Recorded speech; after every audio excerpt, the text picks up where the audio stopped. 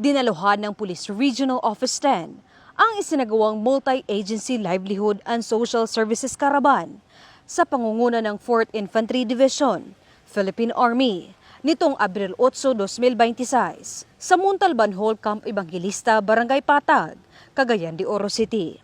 Dinaluhan ang aktibidad ng iba't ibang people's organizations mula sa Northern Mindanao, kasama ang mga katuwang ng ahensya ng pamahalaan upang maghatid ng mahahalagang serbisyo direkta sa komunidad. Layunin ng programa na palakasin ang inklusibong pag-unlad at isulong ang pangmatagalang kapayapaan sa pamamagitan ng sama-samang pagkilos at aktibong partisipasyon ng mamamayan. Ito ay pagtugon sa Whole of Nation approach na naglalayong pag-isahin ang mga programa at serbisyo ng iba't ibang ahensya upang maging mas maayos at angkop sa pangangailangan ng publiko.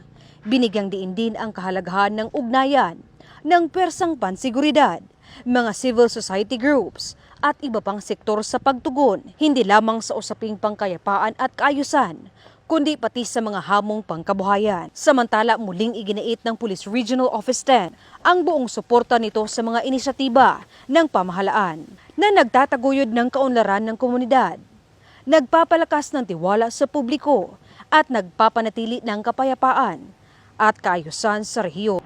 Mula dito sa inyong higalang Police Regional Office 10 Public Information Office, ako ang inyong PNN Correspondent, Patrolwoman Jane Rose Bohol, alagad ng batas, tagataguyod ng Balitang Pulis.